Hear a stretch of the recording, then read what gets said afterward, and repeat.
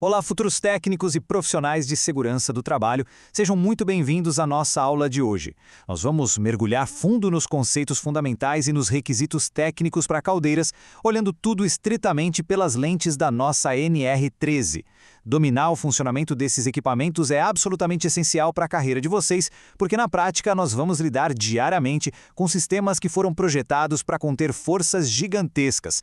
Para organizar o nosso estudo, a pauta de hoje vai passar por 6 pontos rápidos: a introdução à norma, o conceito de caldeira, a diferenciação técnica, a classificação por pressão, os riscos dessa energia acumulada e, por fim, os dispositivos de segurança. Bom, começando pelo nosso primeiro tópico, a introdução à NR13. Para a gente começar com o pé direito, é importante entender uma coisa. A NR13 não dita as regras de como projetar o equipamento. Ela entra pesado na gestão contínua e na operação segura. E o que é uma caldeira para a norma? O conceito técnico é bem amarrado. É todo equipamento destinado a produzir e, atenção a esta palavra, acumular vapor sob uma pressão que seja maior que a pressão atmosférica. E tem um detalhe crucial aí. Isso vale para qualquer fonte de energia. Pode ser a lenha, gás, óleo ou até elétrica. O que define o equipamento para a gente não é o combustível, e sim essa combinação inegociável de produção e acumulação de vapor sob pressão. Trazendo o conceito para a realidade do chão de fábrica, a gente consegue ver a dinâmica de uma planta industrial. A energia térmica aquece a água e gera o vapor.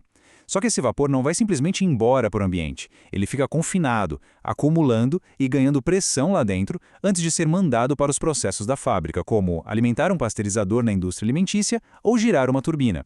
É um sistema totalmente fechado e termodinamicamente muito complexo. Avançando para o nosso segundo tópico, a aplicação desse conceito. Saber a regra de cor evita que a gente cometa o erro de exigir adequações pesadas em equipamentos errados. A nossa linha de corte é justamente a acumulação de vapor.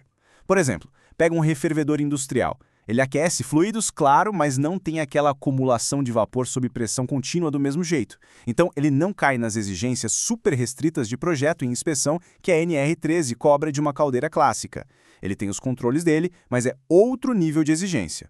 E isso já nos conecta perfeitamente ao terceiro ponto, a diferenciação desses equipamentos.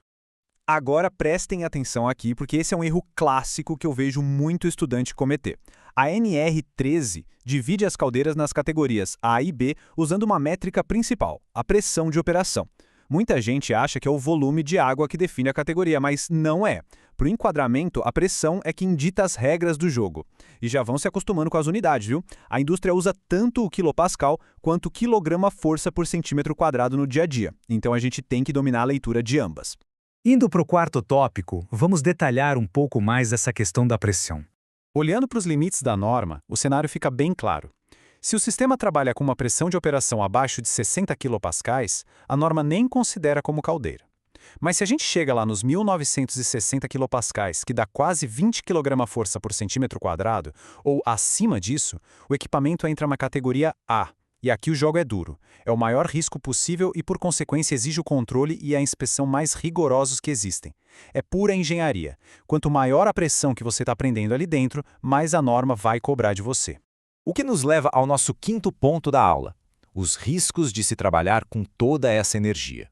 Deixando um pouco a teoria normativa de lado e olhando para a realidade nua e crua da indústria, o trabalho é pesado. Nessas grandes plantas, a caldeira não para. Ela fica gerando toneladas de vapor por hora para manter a fábrica rodando. São estruturas gigantes de aço soldado que sofrem um estresse mecânico e térmico constante. E nesse ambiente, respeitar as leis da física não é uma recomendação, é a garantia de que todo mundo vai voltar para casa no fim do turno.